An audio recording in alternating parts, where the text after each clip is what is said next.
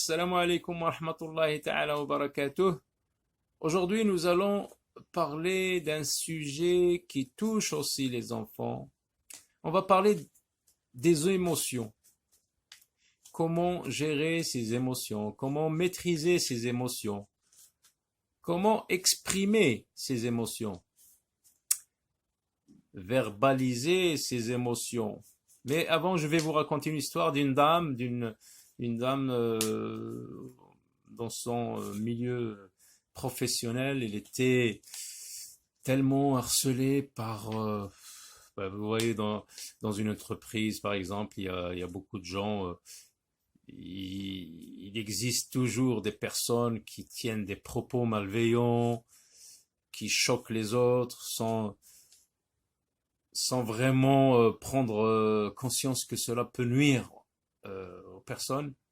Elle était tellement angoissée, tellement mal dans sa peau que elle n'arrivait même pas à identifier ce qu'elle ressentait.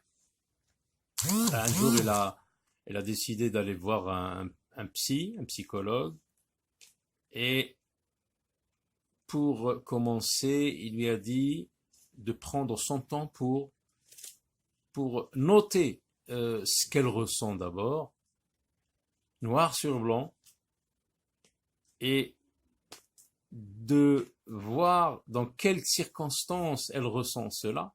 Donc, elle a pris en considération ce que le psychologue lui a dit, ses recommandations, ses instructions, et au bout de 3 mois, elle a réussi à identifier ses émotions, à les verbaliser. Donc, le fait de verbaliser ses émotions, de les exprimer, ça réduit l'intensité de ces chocs psychologiques. Ce sont des chocs, c'est un trouble, parce que si on veut définir l'émotion, c'est un trouble passager qui ne dure pas très longtemps, mais qui est très intense. Il peut être agréable ou désagréable. Agréable comme la joie. La joie aussi, c'est une émotion. Mais les autres émotions, comme la tristesse, la peur et tout ça, nous allons le voir. Donc la dame a pris conscience de ce qu'elle ressent, et elle a commencé à le noter, parce que l'écriture, c'est vraiment une cure. Si l'on n'a pas acquis à raconter ces mots-là, ces émotions camouflées, il faut les écrire. Et on voit que les écrivains excellent dans la description des émotions chez leurs personnages. Donc la personne a suivi les instructions, et elle a réduit l'intensité de ses émotions. Après s'être angoissée, elle a commencé à réintégrer la vie normale. Donc voilà. Donc qu'est-ce que c'est qu'une émotion? Une émotion, c'est un trouble, on a dit, c'est un trouble passager, intense. Il peut être agréable ou désagréable. On a donné un exemple, la joie, par exemple, c'est une émotion agréable. Et puis les psychologues ont recensé 5 ou 6, ça dépend des psychologues, 5 ou 6 émotions. La joie, la tristesse, la peur, la colère, la surprise et le dégoût. On les a appelées les émotions de base, les émotions primaires, les émotions fondamentales. Alors, la définition encore plus approfondie de l'émotion. C'est quoi une émotion? Ce sont des réactions spontanées à une situation. Par exemple, tu es dans une rue, tout d'un coup, un chien t'a attaqué, tu vas avoir peur. Donc c'est une réaction spontanée à une situation. Et donc ils peuvent entraîner des manifestations physiques. Ça peut se voir sur ton physique. Tu peux pâlir. Donc la pâleur, le rougissement, l'agitation, l'accélération des battements du cœur. du rythme respiratoire et psychologique. Tu peux faire des pensées négatives ou positives si c'était une émotion comme la joie, la gaieté, le ravissement, l'enchantement, la satisfaction.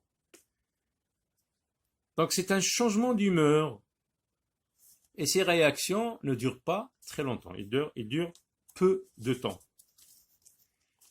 On dit que l'émotion mobilise de l'énergie. C'est vrai, quand tu as peur, pourquoi est-ce que ton cœur, ta respiration change? Parce que ça mobilise chez toi une énergie pour te défendre. Et des fois, ça peut se décliner en une fuite. Si la personne a peur d'affronter le danger, de faire face à ce danger, il fuit. Donc, ou bien cette émotion se traduit en vigilance et on se défend, ou bien elle se traduit en une fuite. La définition maintenant du sentiment, parce que il y a un risque de confondre la définition de l'émotion et du sentiment. Le sentiment, c'est contrairement aux émotions, c'est un état affectif plus durable, qui dure plus longtemps. On a dit de l'émotion que ça ne dure pas longtemps. Par contre, le sentiment dure plus longtemps. Et un sentiment, il évolue. Il naît, il grandit, il finit des fois par disparaître. Par exemple, on peut aimer une personne, on peut l'aimer toute la vie, mais il peut y avoir une rupture et ça peut disparaître. L'amour, donc l'amour c'est un sentiment. La haine, quand tu hais quelqu'un, tu détestes quelqu'un, tu peux le détester toute une vie. La confiance, la méfiance, l'insécurité. Et on voit que même s'ils sont très différents, les émotions et les sentiments sont intimement liés. Donc on a dit que l'émotion peut se décliner en un sentiment. On va donner un exemple. Par exemple, un enfant qui ne sait pas encore maîtriser ses émotions, à les contrôler. Un jour, il a eu un incident avec le chat de la voisine, le chat l'a griffé, il a eu peur, et ce sentiment-là va se décliner cette émotion va se décliner en un sentiment, et à chaque fois qu'il va voir un chat, il va avoir peur. Donc, là, c'est devenu un sentiment d'insécurité. À chaque fois qu'il voit un chat, il pense qu'il va le griffer. Et c'est dur à remédier à cette situation. Il faut beaucoup de séances de réadaptation de cette situation. Pour les sensations, quant à elles, donc, elles nous renseignent, une sensation nous renseigne sur le degré de satisfaction des besoins physiologiques, comme la faim. La faim, c'est une sensation, c'est un besoin physiologique. La soif, c'est un besoin physiologique. Donc, la sensation nous renseigne sur l'état de satisfaction. Est-ce que c'est satisfait, c'est pas satisfait, etc. Tandis que les émotions nous indiquent sur l'état de satisfaction des besoins psychiques. Exemple, si tu te mets en colère, par exemple, contre quelqu'un qui a tenu des propos malveillants à ton égard, c'est que tu as ressenti une absence d'estime, une absence de reconnaissance de la part de l'autre qui t'a adressé ces propos. Donc l'émotion, il nous indique sur l'état de satisfaction des besoins psychiques. Et les sensations sont purement physiques. Nous sentons le chaud, le froid, le sucré, l'amer, la douleur, les tensions musculaires. Alors les expressions maintenant pour verbaliser ces émotions, pour les dire en phrases, en mots.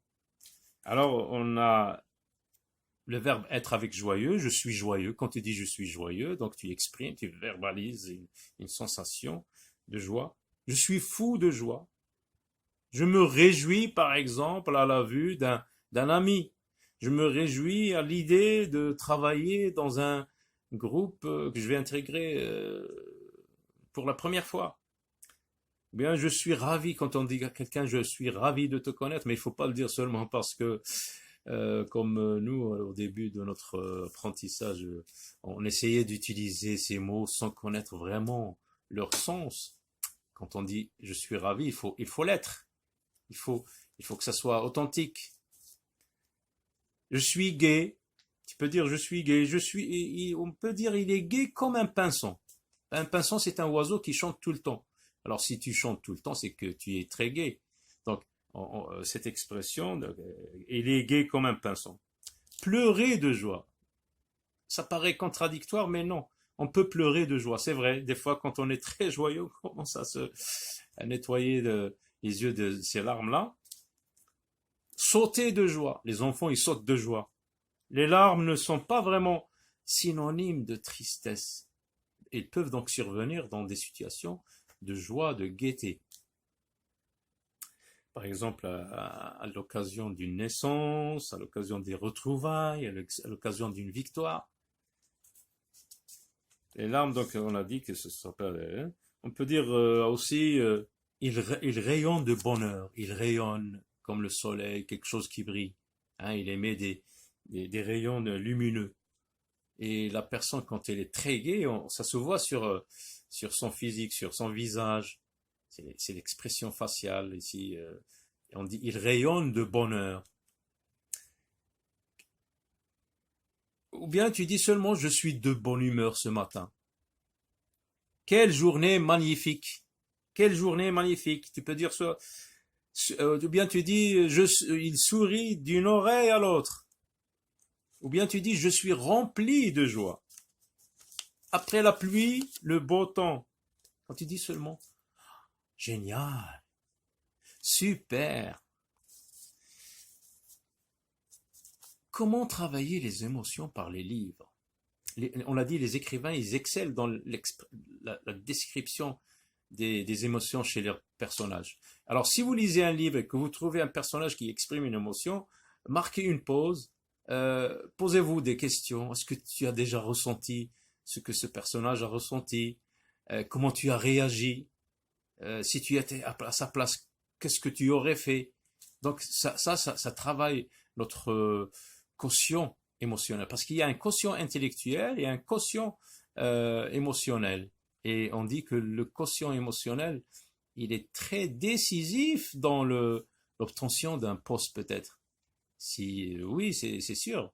C'est pas peut-être, mais c'est sûr. Et il pèse plus que le quotient intellectuel. Parce que imagine, tu es triste toujours dans ton travail, tu vas transmettre cette tristesse aux autres, à ton équipe. Alors que si tu es toujours gai, content, tu sais maîtriser tes émotions, tu arrives à dynamiser le groupe. Alors les écrivains, donc on a dit, ils excellent quand vous lisez, donc on a vu ça, il faut verbaliser ses émotions et ça permet de réduire, on a dit, l'intensité. Alors les émotions nous aident, si on les analyse bien, à identifier nos besoins et à les satisfaire.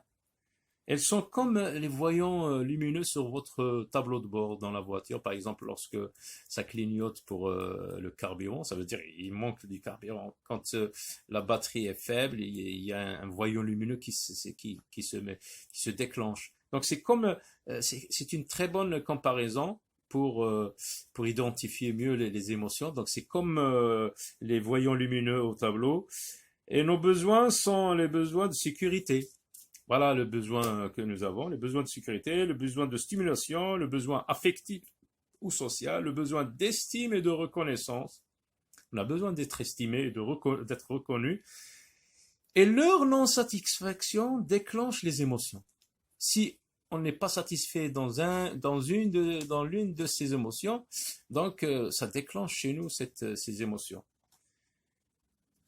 Pour l'intelligence émotionnelle, donc on a vu, donc ça se travaille, si vous voulez être efficace dans la société, il faut que vous sachiez maîtriser, il faut que vous arriviez à maîtriser vos émotions et faire élever le niveau de votre quotient émotionnel.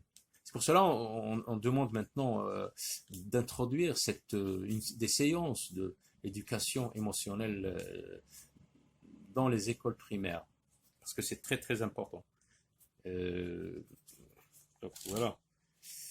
Pour la déprime et la dépression, c'est l'une des conséquences de refoulement, parce il faut pas masquer ces émotions. C'est vrai, il y a des freins culturels qui nous empêchent des fois de verbaliser ces émotions, mais normalement, il faut les dire, mais d'une façon intelligente. Il ne faut pas créer une autre crise lorsqu'on est ensemble avec des personnes. Il y a toujours, bien sûr, des personnes qui ne savent pas, qui ne sont pas sociables, qui peuvent tenir des propos blessants.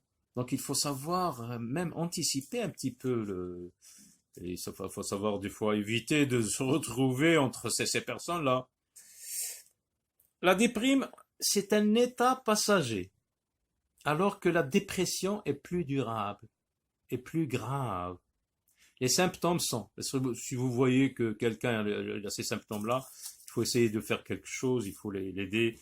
Le manque de motivation, la perte de plaisir, la tristesse marquée, le sentiment de culpabilité. Tu te dis, voilà, je suis coupable, c'est moi qui fais ça, c'est moi qui est responsable et tout ça.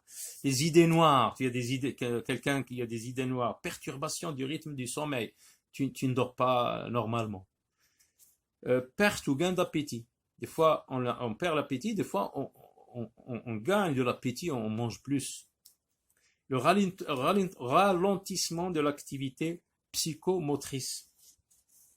Ah, pour les enfants. Ah, les enfants, donc à cet âge-là, c'est vrai, puisqu'il n'y a pas cette éducation émotionnelle, ils ne maîtrisent pas des fois. Donc, lorsque ils ressentent, par exemple, une émotion, ça entraîne chez eux des comportements dérangeants. Quand, par exemple, ils sont très contents, ils s'excitent, ils crient, ils sautent et courent dans tous les sens. Alors, s'ils sont en colère, ils font la danse du bacon. Le bacon, c'est un lard. Lorsqu'on le met dans une poêle, il commence à bouger. Donc, c'est pour cela on dit qu'ils font la danse. C'est quoi? Ils tapent, ils mordent, ils hurlent, à percer les tympans. Tout cela parce qu'il n'a pas encore il ne sait pas encore maîtriser ses émotions. Et puis, pour améliorer la capacité à gérer ses émotions, à les contrôler, à bien les maîtriser, nous avons en premier lieu la pratique de la prière. Ensuite, dans des sociétés orientales, il y a la méditation. Il y a aussi ceux qui pratiquent du sport. Et voilà, donc si vous avez aimé cette vidéo, n'oubliez pas d'activer le pouce bleu et abonnez-vous. Voilà, à très bientôt et au revoir.